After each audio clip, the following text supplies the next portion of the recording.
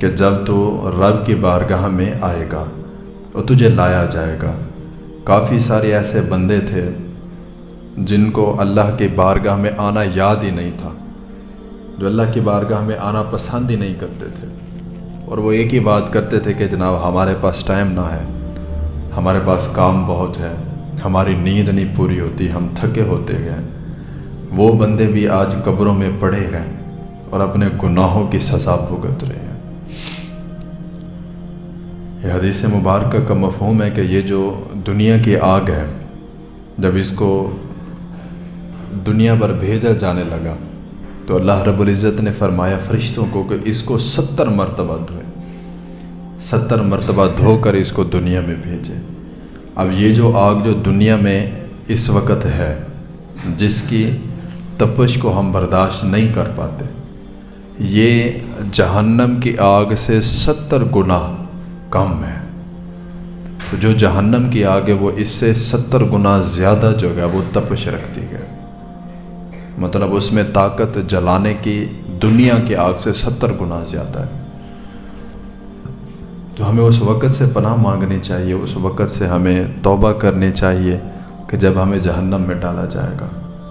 جب ہمارے نامہ اعمال ہمارے سامنے ظاہر کیے جائیں گے، رکھ دیے جائیں گے، پھر ہمارے بچے بھی دیکھ رہے ہوں گے، ہماری بیوی بھی، ہمارے بہن بھائی بھی، ہمارے ماں باپ بھی، اور پھر اس وقت جب ہمارے گناہوں کو ہمارے سامنے ظاہر کیا جائے گا، بجائے اس کے کہ ہم اس وقت شرمندگی محسوس کریں، آج وقت ہے، آج صحابی نے تو کھلے راوی نے، آج اللہ کے بارگاہ میں آئے سر بسجود ہو۔ اور یہ احادیث مبارکہ کا مفہوم ہے، کافی ساری حدیثوں میں جو ہے یہ بات ذکر ہوئی کہ یہ جو جہنمی ہوں گے ان کے اوپر کس طرح کے عذاب کو مسلط کیا جائے گا۔ کریمہ کا علیہ الصلوۃ والسلام نے فرمایا کہ جو آنکھوں کا زنا کرتا ہوگا، جو آنکھوں سے بدنگاہی کرتا ہوگا، ڈرامے دیکھتا ہوگا، فلمیں دیکھتا ہوگا، کسی کی ماں بہن بیٹی کی عزت خراب کرتا ہوگا، تو کریمہ کا علیہ الصلوۃ والسلام نے فرمایا کہ قیامت کے روز جو ہے سیسا پگھلا کر اس کی آنکھوں میں ڈالا جائے گا، اور جو گانے باجے سنتا ہوگا، جو کسی کی غیبت سنتا ہوگا، جو کسی کے بارے میں غلط باتیں سنتا ہوگا، اس کے کانوں میں سیسا پگھلا کے ڈالا جائے گا۔ جو کسی کے بارے میں غلط باتیں کرتا ہوگا، غلط بیان دیتا ہوگا، جھوٹ بولتا ہوگا، تو اس کو بھی سیسا پگھلا کے اس کے منہ میں ڈالا جائے گا۔ اور جو بے نمازی ہوں گے، جو اللہ کے نافرمان ہوں گے، جو گنہگار ہوں گے، وہ جب قیامت کے روز جب جہنم میں ان کو ڈالا جائے گا، جب ان کو بھوک لگے گی، تو یہ حدیث مبارکہ کا مفہوم ہے کہ جب ان کو بھوک لگے گی، جب وہ کچھ کھانے کو مانگیں گے تو ان کو تھور کے درخت کا جو ہے نا وہ کھانا دیا جائے گا، کانٹے دار۔ اب ان کو بھوک اتنا لگی ہوگی کہ وہ کھانے پہ مجبور ہوں گے۔ جب وہ کھائیں گے اس تھور کے درخت کو، تو وہ جو خوراک ہوگی ان کی، وہ ان کے منہ میں جب جائے گی تو ان کے منہ کو چیرتی ہوئی گلے سے باہر آ جائے گی، آگے تک نہیں جا پائے گی۔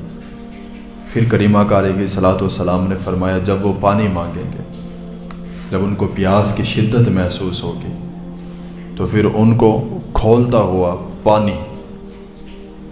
جس کو سیسا بولتے ہیں، آگ پگھلا کے جو ہے نا ان کو پیش کی جائے گی۔ جب وہ اس کو پئیں گے تو ان کا سارا جسم جو ہے وہ پھٹ جائے گا۔ تو یہ وہ عذاب ہیں، وہ عذاب کے درجات ہیں جو ہمیں بتائے گئے۔ اس سے آگے کیا ہے، اس سے اوپر کیا ہے، کس طرح کے عذاب ہوں گے، کیسے ہوں گے، یہ نہیں کسی کو پتہ۔ کریمہ کا علیہ الصلوۃ والسلام نے یہاں تک فرمایا کہ اگر ہمیں وہ آواز سنائی جائے کہ جب ایک گنہگار کو قبر میں ڈالا جاتا ہے، دفن کیا جاتا ہے،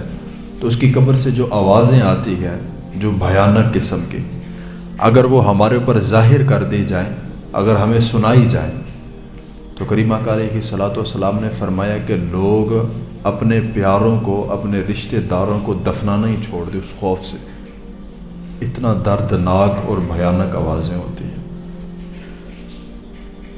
تو اس دن کوئی کسی کا ساتھ نہیں دے گا، کوئی کسی کا کام نہیں آئے گا، کوئی کسی کا قبر میں جانا وہ حساب کتاب نہیں دے سکے گا۔ میرے بھائیوں،